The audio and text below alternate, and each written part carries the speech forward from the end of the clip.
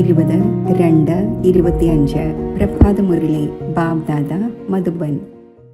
ബാബു പറയുന്നു, മധുരമായ കുട്ടികളെ, ഇപ്പോൾ വികാരങ്ങളുടെ ദാനം നൽകൂ. അപ്പോൾ ഗ്രഹണം മാറട്ടെ. ഈ തമോ പ്രധാന ലോകം സതോ പ്രധാനം ആകട്ടെ. ചോദ്യം: കുട്ടികളായ നിങ്ങൾക്ക് ഏത് കാര്യത്തോട് ഒരിക്കലും മടുപ്പുണ്ടാകാൻ പാടില്ലാത്തതാണ്? ഉത്തരം: നിങ്ങൾക്ക് തൻ്റെ ഈ ലൈഫിനോട് അഥവാ ജീവിതത്തോട് ഒരിക്കലും മടുപ്പുണ്ടാകുവാൻ പാടില്ലാത്തതാണ്. കാരണം ഇത് വജ്രതുല്യ ജന്മമായാണ് പാടപ്പെട്ടിട്ടുള്ളത്. ഇതിനെ സംരക്ഷിക്കുകയും വേണം.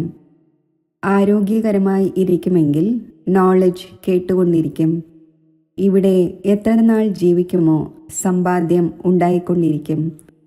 കണക്കുകൾ സമാപ്തമായിക്കൊണ്ടിരിക്കും. ഗീതം. ഓം നമഃ ശിവായ. ഓം ശാന്തി. ഇന്ന് ഗുരുവാർ അഥവാ വ്യാഴാഴ്ചയാണ്. കുട്ടികളായ നിങ്ങൾ സദ്ഗുരുവാർ എന്ന് പറയും. കാരണം സത്യയുഗം സ്ഥാപിക്കുന്നവരുമാണ്. സത്യനാരായണന്റെ കഥയും പ്രാക്ടിക്കലിൽ കേൾപ്പിക്കുന്നു. നരനിൽ നിന്നും നാരായണനാക്കുന്നു. സർവരുടെയും സദ്ഗതി ദാതാവ് എന്ന് പാടപ്പെടുകയും ചെയ്യുന്നു. പിന്നെ വൃക്ഷപതിയുമാണ്. ഇത് മനുഷ്യ സൃഷ്ടിയുടെ വൃക്ഷമാണ്. അതിനെ കൽപ്പവൃക്ഷം എന്ന് പറയുന്നു. കൽപ്പകൽപ്പങ്ങളിൽ, അതായത് 5000 വർഷങ്ങൾക്ക് ശേഷം വീണ്ടും കൃത്യമായി റിപ്പീറ്റ് ആകുന്നു. വൃക്ഷവും റിപ്പീറ്റ് ആകുന്നുവല്ലോ. 6 മാസത്തിൽ പുഷ്പങ്ങൾ വരുന്നു. പിന്നെ പൂന്തോട്ടക്കാരൻ വേര് മാറ്റിവെക്കുന്നു, വീണ്ടും നടുന്നു. അപ്പോൾ പൂക്കൾ വരുന്നു. ഇപ്പോൾ കുട്ടികൾ ഇതറിയുന്നുണ്ട്. ബാബയുടെ ജയന്തിയും പകുതി കൽപ്പം ആഘോഷിക്കുന്നു. പകുതി കൽപ്പം മറന്നു പോകുന്നു. ഭക്തിമാർഗത്തിൽ പകുതി കൽപ്പം ഓർമ്മിക്കുന്നു. ബാബ എപ്പോഴാണ് വന്ന് ഗാർഡൻ ഓഫ് ഫ്ലവേഴ്സ് സ്ഥാപിക്കുക? ദശകൾ വളരെയധികമുണ്ടല്ലോ. ബൃഹസ്പതിയുടെ ദശയുമുണ്ട്. ഇറങ്ങുന്ന കലയുടെയും ദശകളുണ്ട്. ഈ സമയത്ത് ഭാരതത്തിൽ രാഹുവിൻ്റെ ഗ്രഹണം ഉണ്ടായിരിക്കുകയാണ്. ചന്ദ്രനെയും എപ്പോഴാണോ ഗ്രഹണം ബാധിക്കുന്നത് അപ്പോൾ വിളിക്കുന്നു, ദാനം നൽകൂ, എങ്കിൽ ഗ്രഹണം മാറും. ഇപ്പോൾ ബാബയും പറയുന്നു, ഈ 5 വികാരങ്ങളുടെ ദാനം നൽകൂ, അപ്പോൾ ഗ്രഹണം മാറട്ടെ. ഇപ്പോൾ മുഴുവൻ സൃഷ്ടിയുടെ മേലും ഗ്രഹണം ബാധിച്ചിരിക്കുകയാണ്. 5 തത്വങ്ങളുടെ മേലും ഗ്രഹണം ബാധിച്ചിരിക്കുകയാണ്. കാരണം തമോ പ്രധാനമാണ്. പുതിയ ഓരോ വസ്തുവും പിന്നെ തീർച്ചയായും പഴയതാകുന്നു. പുതിയതിനെ സതോ പ്രധാനമെന്നും പഴയതിനെ തമോ പ്രധാനം എന്നും പറയുന്നു. ചെറിയ കുട്ടികളെയും സതോ പ്രധാനമായും മഹാത്മാക്കളെക്കാളും ഉയർന്നതായും കണക്കാക്കുന്നു. കാരണം അവരിൽ 5 വികാരങ്ങൾ ഇല്ല. ഭക്തിയാണെങ്കിൽ സന്യാസിമാരും ബാല്യത്തിൽ ചെയ്യുന്നു. ഏതുപോലെ രാമതീർത്ഥം ശ്രീകൃഷ്ണന്റെ പൂജാരി ആയിരുന്നു. പിന്നെ എപ്പോഴാണോ സന്യാസം സ്വീകരിച്ചത് അപ്പോൾ പൂജ ഇല്ലാതായി. സൃഷ്ടിയുടെ മേൽ പവിത്രതയും വേണമല്ലോ. ഭാരതം ആദ്യം ഏറ്റവും പവിത്രമായിരുന്നു. പിന്നെ എപ്പോഴാണോ ദേവതമാർ വാമമാർഗത്തിലേക്ക് പോകുന്നത് അപ്പോൾ പിന്നെ എർത്ത് ക്വേക്കിലും മറ്റും സ്വർഗത്തിലെ എല്ലാ സാമഗ്രികളും, സ്വർണത്തിൻ്റെ കൊട്ടാരങ്ങളും മറ്റും ഇല്ലാതായി പോകുന്നു. പിന്നെ പുതിയതായി ഉണ്ടാകാൻ ആരംഭിക്കുന്നു. ഡിസ്ട്രക്ഷൻ തീർച്ചയായും ഉണ്ടാകുന്നു. ഉപദ്രവങ്ങൾ ഉണ്ടാകുന്നത് രാവണരാജ്യം ആരംഭിക്കുമ്പോഴാണ്. ഈ സമയത്ത് എല്ലാവരും പതീതമാണ്. സത്യയുഗത്തിൽ ദേവതമാർ രാജ്യം ഭരിക്കുന്നു. അസുരന്മാരുടെയും ദേവന്മാരുടെയും യുദ്ധം കാണിച്ചിരിക്കുന്നു. എന്നാൽ ദേവതമാർ ഉള്ളത് തന്നെ സത്യയുഗത്തിലാണ്. അവിടെ യുദ്ധം നടക്കുന്നത് എങ്ങനെ സാധ്യമാകും? സംഗമത്തിലാണെങ്കിൽ ദേവതമാർ ഉണ്ടായിരിക്കുന്നതേയില്ല. നിങ്ങളുടെ നാമം തന്നെ പാണ്ഡവർ എന്നാണ്. പാണ്ഡവരുടെയും കൗരവരുടെയും യുദ്ധം നടക്കുന്നതേയില്ല. ഇതെല്ലാം കെട്ടുകഥകളാണ്. എത്ര വലിയ വൃക്ഷമാണ്! എത്ര എണ്ണമറ്റ ഇലകളുണ്ട്! ആർക്കും അതിൻ്റെ കണക്കെടുക്കുവാൻ സാധിക്കില്ല. സംഗമത്തിൽ ദേവതമാരെ ഉണ്ടായിരിക്കുന്നില്ല. ബാബ ഇരുന്ന് ആത്മാക്കൾക്ക് മനസ്സിലാക്കിച്ചു തരുന്നു. ആത്മാവ് തന്നെയാണ് കേട്ട് തല കുലുക്കുന്നത്. നമ്മൾ ആത്മാവാണ്. ബാബ നമ്മളെ പഠിപ്പിക്കുന്നു. ഇത് ഉറപ്പിക്കണം. ബാബ നമ്മളെ പതിതത്തിൽ നിന്നും പാവനമാക്കുന്നു. ആത്മാവിൽ തന്നെയാണല്ലോ നല്ലതോ മോശമോ ആയ സംസ്കാരം ഉള്ളത്. ആത്മാവ് ഓർഗൻസിലൂടെ പറയുന്നു. നമ്മളെ ബാബ പഠിപ്പിക്കുന്നു. ബാബ പറയുന്നു, എനിക്കും ഓർഗൻസ് വേണം. അതിലൂടെയാണ് മനസ്സിലാക്കിക്കുക. ആത്മാവിന് സന്തോഷമുണ്ടാകുന്നു.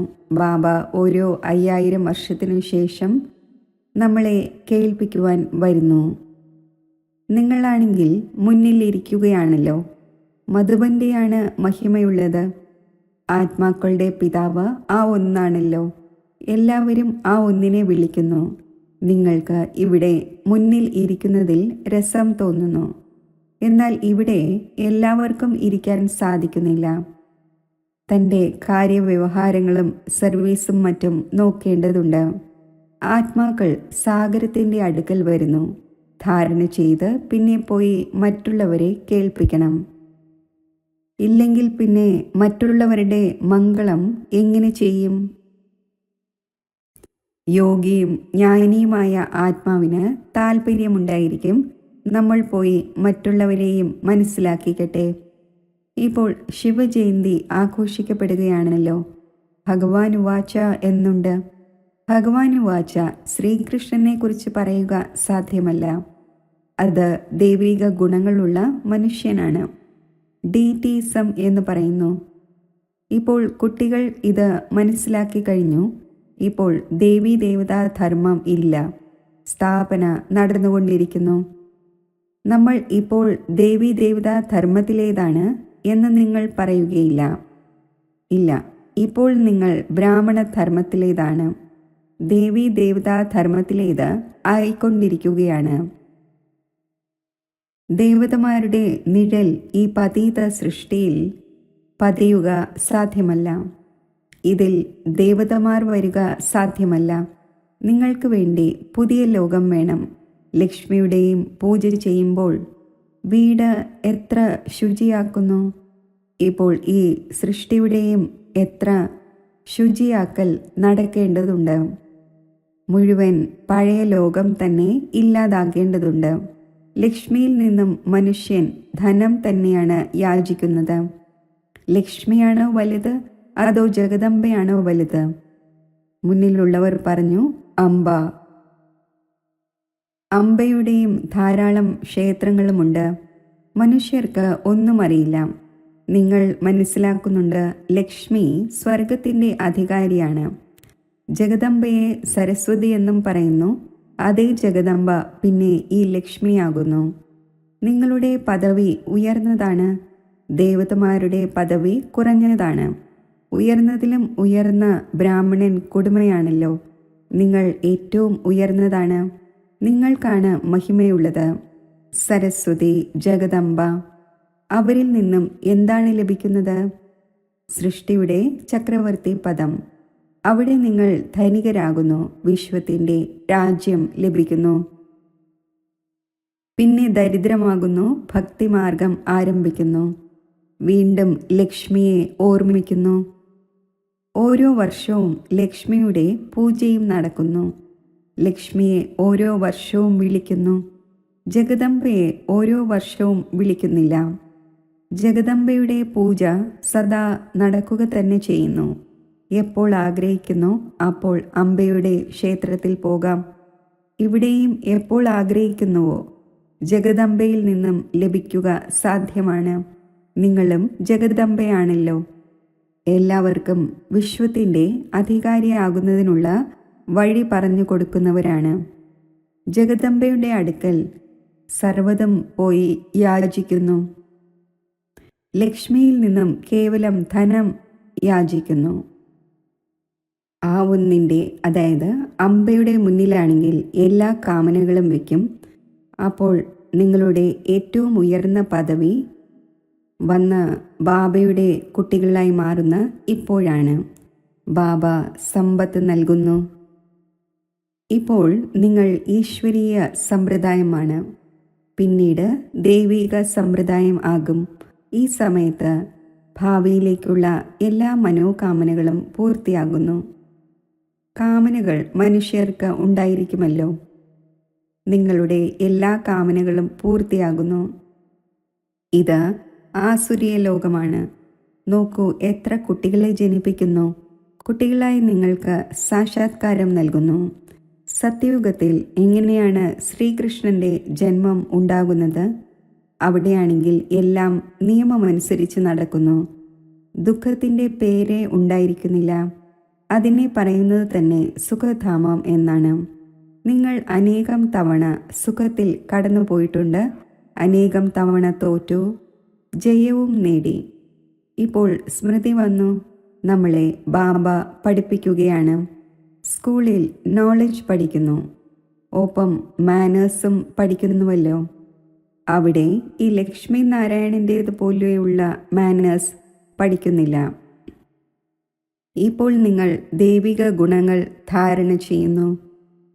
അവരുടെ മഹിമയും പാടുന്നു. സർവഗുണ സമ്പന്നം. ഇപ്പോൾ നിങ്ങൾക്ക് ഇങ്ങനെ ആകേണ്ടതുണ്ട്. കുട്ടികളായി നിങ്ങൾക്ക് തൻ്റെ ഈ ലൈഫിനോട് ഒരിക്കലും മടുപ്പ് ഉണ്ടാകുവാൻ പാടില്ലാത്തതാണ്. കാരണം ഇത് വജ്രതുല്യ ജന്മമായി പാടപ്പെട്ടിരിക്കുകയാണ്. ഇതിൻ്റെ സംരക്ഷണവും ചെയ്യേണ്ടതുണ്ട്. ആരോഗ്യമായി ഇരിക്കുമെങ്കിൽ നോളജ് കേട്ടുകൊണ്ടിരിക്കും. രോഗാവസ്ഥയിലും കേൾക്കാൻ സാധിക്കും. ബാബയെ ഓർമ്മിക്കാൻ സാധിക്കും. ഇവിടെ എത്ര നാൾ ജീവിക്കുമോ സുഖിയായിരിക്കും. സമ്പാദ്യം ഉണ്ടായിക്കൊണ്ടിരിക്കും. കണക്കുകൾ സമാപ്തമായിക്കൊണ്ടിരിക്കും. കുട്ടികൾ പറയുന്നു, ബാബ സത്യയുഗം എപ്പോൾ വരും? ഇത് വളരെ മോശമായ ലോകമാണ്. ബാബ പറയുന്നു, ആദ്യം കർമാതീത അവസ്ഥ ഉണ്ടാക്കൂ. എത്ര സാധിക്കുമോ പുരുഷാർത്ഥം ചെയ്തുകൊണ്ടിരിക്കൂ. കുട്ടികളെ പഠിപ്പിക്കണം. ശിവ് ബാബയെ ഓർമ്മിക്കൂ. ഇതാണ് അവ്യഭിചാരി ഓർമ്മ. ഒരു ശിവന്റെ ഭക്തി ചെയ്യണം. അതാണ് അവ്യഭിചാരി ഭക്തി, സദോ പ്രധാന ഭക്തി. പിന്നെ ദേവീ ദേവതമാരെ ഓർമ്മിക്കുക എന്നത് സദോ ഭക്തിയാണ്. ബാബ പറയുന്നു, എഴുന്നേൽക്കുമ്പോഴും ഇരിക്കുമ്പോഴും പിതാവായ എന്നെ ഓർമ്മിക്കൂ. കുട്ടികൾ തന്നെയാണ് വിളിക്കുന്നത്. ഹേ പതീത പാവന, ഹേ ലിബറേറ്റർ, ഹേ ഗൈഡ്. ഇത് ആത്മാവാണല്ലോ പറഞ്ഞത്. കുട്ടികൾ ഓർമ്മിക്കുന്നു. ബാബ ഇപ്പോൾ സ്മൃതി വരുത്തുന്നു. നിങ്ങൾ ഓർമ്മിച്ചു വന്നു.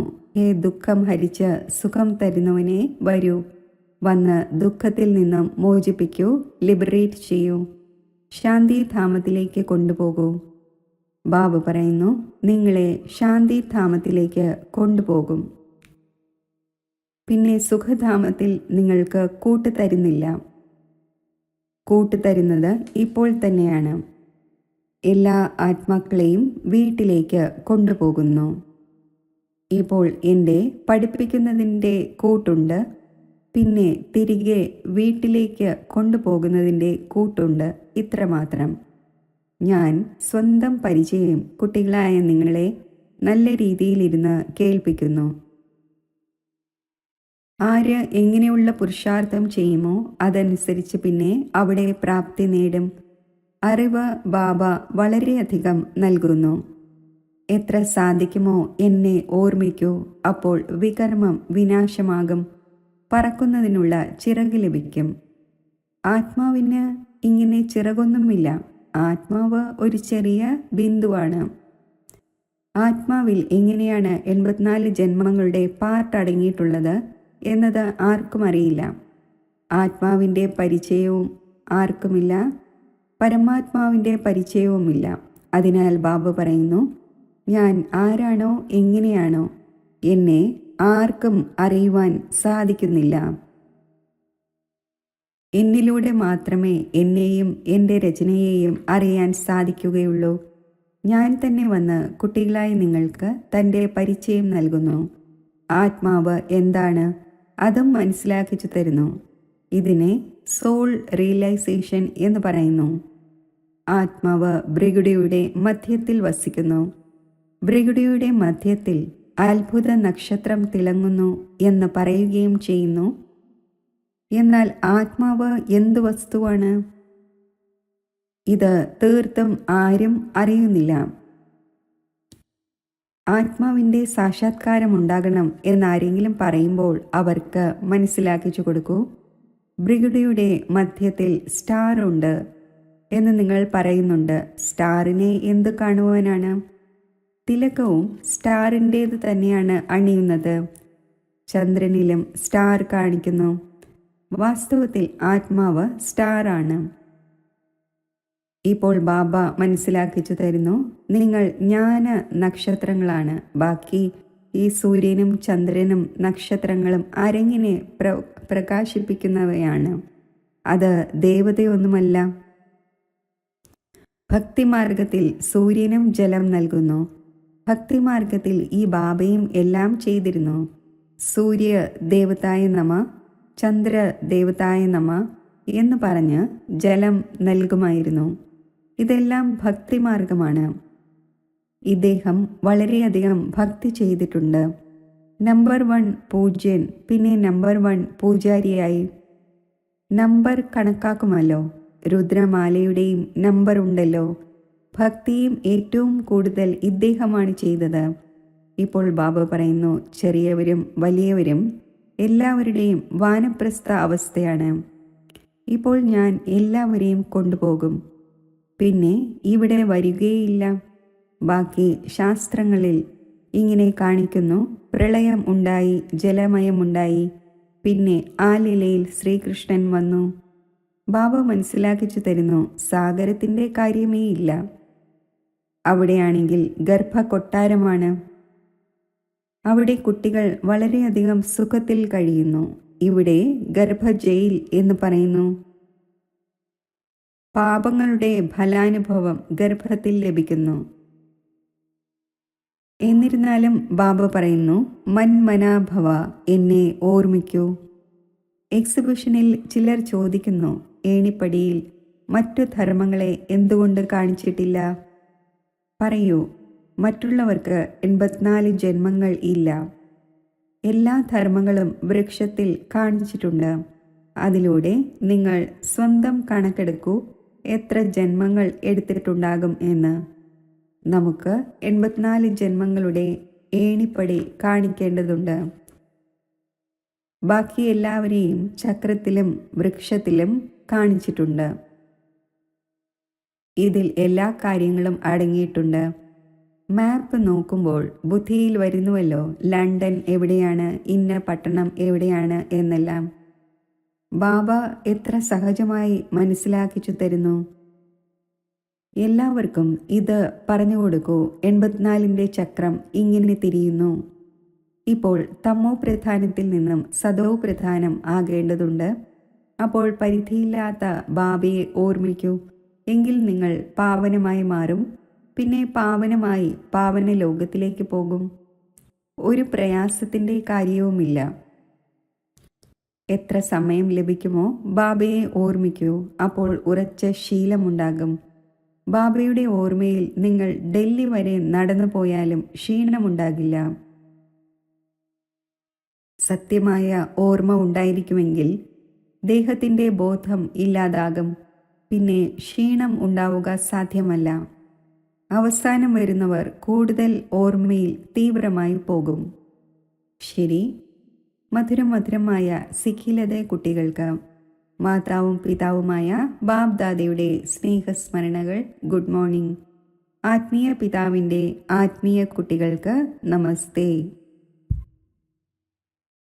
ധാരണയ്ക്കുള്ള മുഖ്യസാരം. ഒരു ബാബയുടെ അവ്യഭിചാരി ഓർമ്മയിലിരുന്ന് ദേഹബോധത്തെ ഇല്ലാതാക്കണം.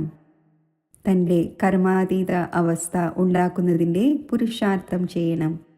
ഈ ശരീരത്തിൽ ഇരിക്കവേ അവിനാശി സമ്പാദ്യം ശേഖരിക്കണം. ജ്ഞാനി ആത്മാവായി മറ്റുള്ളവരുടെ സർവീസ് ചെയ്യണം.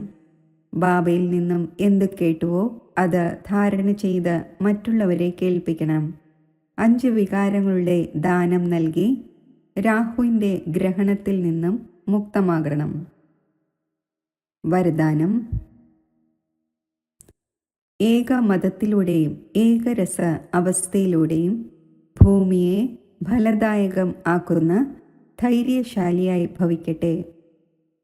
എപ്പോഴാണോ കുട്ടികളായി നിങ്ങൾ ധൈര്യശാലികളായി സംഘടനയിൽ ഏകമതത്തോടെയും ഏകരസാവസ്ഥയിലും ഇരിക്കുന്നത്, അഥവാ ഒന്നിൻ്റെ മാത്രം കാര്യത്തിൽ മുഴുകുന്നത്, അപ്പോൾ സ്വയവും സദാ വിടർന്നിരിക്കുന്നു, ഭൂമിയെയും ഫലദായകമാക്കുന്നു. ഇതുപോലെ ഇക്കാലത്ത് സയൻസിലൂടെ ഈ നിമിഷം വിത്ത് വിതച്ചു, ഇപ്പോൾ തന്നെ ഫലം ലഭിച്ചു. അതേപോലെ തന്നെ സൈലൻസിൻ്റെ ബലത്തിലൂടെ സഹജമായി തീവ്രഗതിയോടെ പ്രത്യക്ഷത കാണും. എപ്പോഴാണോ സ്വയം നിർവിഘ്നമായി ഒരു ബാബയുടെ താൽപ്പര്യത്തിൽ മഗ്നമായി ഏകമതമായും ഏകരസമായും ഇരിക്കുന്നത്, അപ്പോൾ അന്യ ആത്മാക്കളും സ്വതവേ സഹജയോഗിയാകും, ഭൂമി ഫലദായകമായി മാറും. സ്ലോഗൻ: ആരാണോ അഭിമാനത്തെ അന്തസ്സായി കരുതുന്നത്, അവർക്ക് വിനയമുള്ളവരായിരിക്കാൻ കഴിയില്ല. അവ്യക്ത സൂചന: ഏകാന്തപ്രിയരാകൂ, ഏകതയും ഏകാഗ്രതയും സ്വായത്തമാക്കൂ. ഏകാന്തവാസിയും രമണീകതയും 2 വാക്കുകളും തമ്മിൽ വളരെയധികം വ്യത്യാസമുണ്ട്. എന്നാൽ സമ്പൂർണതയിൽ രണ്ടിൻ്റെയും സമാനത ഉണ്ടായിരിക്കട്ടെ. എത്രത്തോളം ഏകാന്തവാസി, അത്രയും തന്നെ അതിനോടൊപ്പം രമണീകതയും ഉണ്ടായിരിക്കട്ടെ. ഏകാന്തതയിൽ രമണീകത അപ്രത്യക്ഷമാകാൻ പാടില്ല. രണ്ടും സമാനവും ഒരുമിച്ചും ഉണ്ടായിരിക്കട്ടെ. ഈ നിമിഷം ഏകാന്തവാസി, ഇപ്പോൾ തന്നെ രമണീകം. എത്രത്തോളം ഗംഭീരത, അത്രയും തന്നെ ഇണങ്ങിച്ചേരുന്നവരും ആകണം. ഇണങ്ങിച്ചേരുക എന്നാൽ സർവരുടെയും സംസ്കാരത്തോടും സ്വഭാവത്തോടും ചേരുന്നവർ എന്നർത്ഥം. ഓം ശാന്തി. ഞാൻ ആത്മാവ്, വിധാതാവും വരദാതാവുമായ ബാബയിൽ നിന്നും ശാന്തിയുടെയും ശക്തിയുടെയും ഖജനാവുകൾ ശേഖരിക്കുകയാണ്.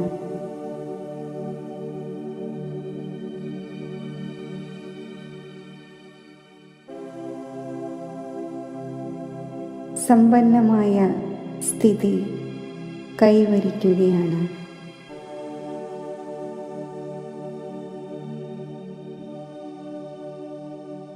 മന്മനാഭവയുടെ മന്ത്രസ്വരൂപമായ ഞാൻ ലൈറ്റ് ഹൗസ്, മൈറ്റ് ഹൗസ് ആകുന്നു.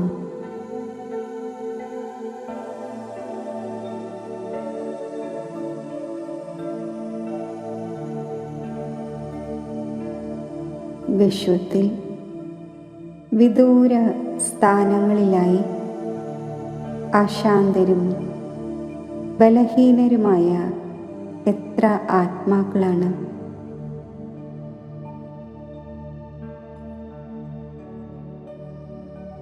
അങ്ങനെയുള്ള ആത്മാക്കൾക്ക് ഞാൻ ഈ ലൈറ്റ് ഹൗസ്, മൈറ്റ് ഹൗസ് സ്ഥിതിയിലൂടെ ശാന്തിയുടെയും ശക്തിയുടെയും പ്രകാശകിരണങ്ങൾ നൽകുകയാണ്.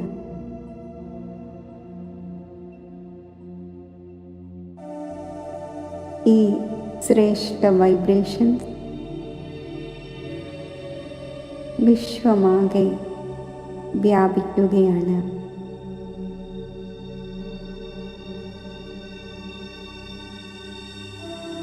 അശാന്തരും ബലഹീനരുമായ ആത്മാക്കൾ ശാന്തിയും ശക്തിയും സ്വീകരിച്ച് അവരുടെ ശാന്തിയാകുന്ന ആത്മധർമ്മത്തിൽ സ്ഥിതി ചെയ്യട്ടെ.